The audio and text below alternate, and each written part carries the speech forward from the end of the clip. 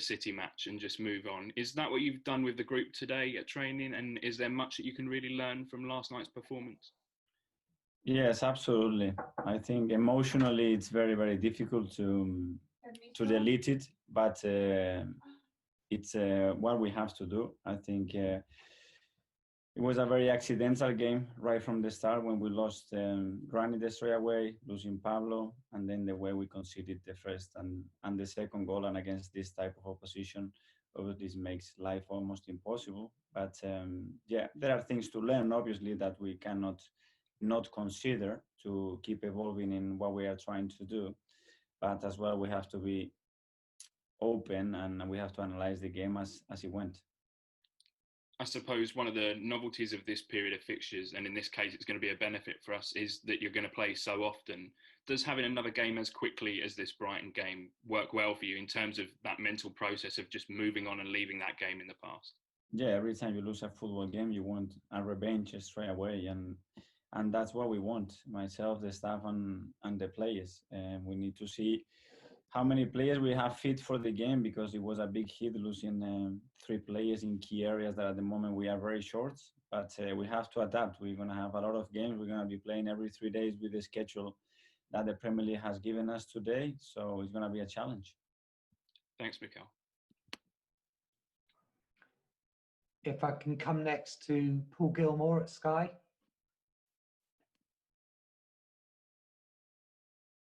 Hi, Mikael. Hi, Paul. Mikael, has David Luiz played his last game for the club? I don't know.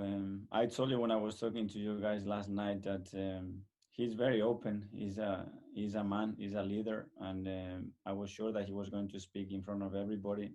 You hear what he said. He was very direct with us too. That's what I value from him. That's what I like from him.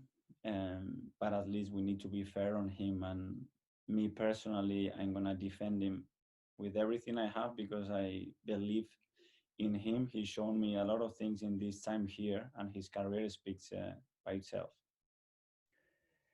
You said as recently as Monday that he would be somebody who you value both on and off the pitch, as you've alluded to there. But if he does leave at the end of this month, is it fair to say that would be for more business reasons rather than personal? Well, we cannot forget the financial situation and the way that COVID-19 has hit every club, and the economy in general is going to have an impact. What the club is doing at the moment is assess the situation and try to clarify a lot of uncertainties that we have in the future.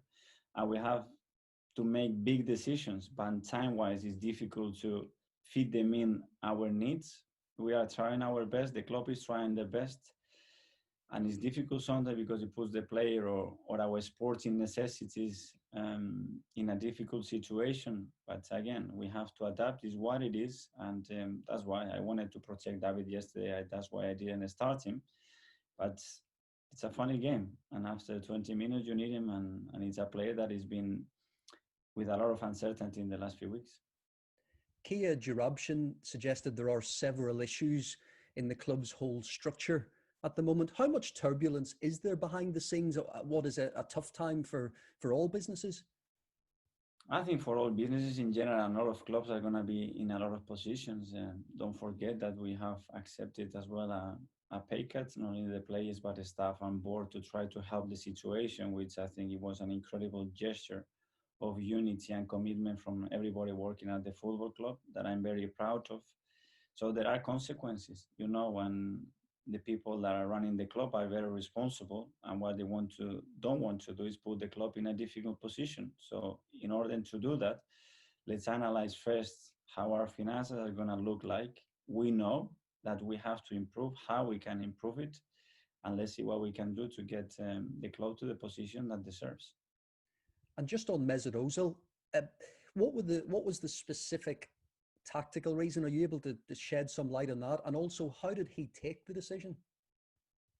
I've been very open with Mesut from day one, and since I joined, and I thought that he was fit and he was willing and he wanted to perform at the level that he can do. He's played every game with me, I think. So that's it. The moment that I see that he is ready again to do that, I would treat him like anybody else. I think I've been more than fair with him, and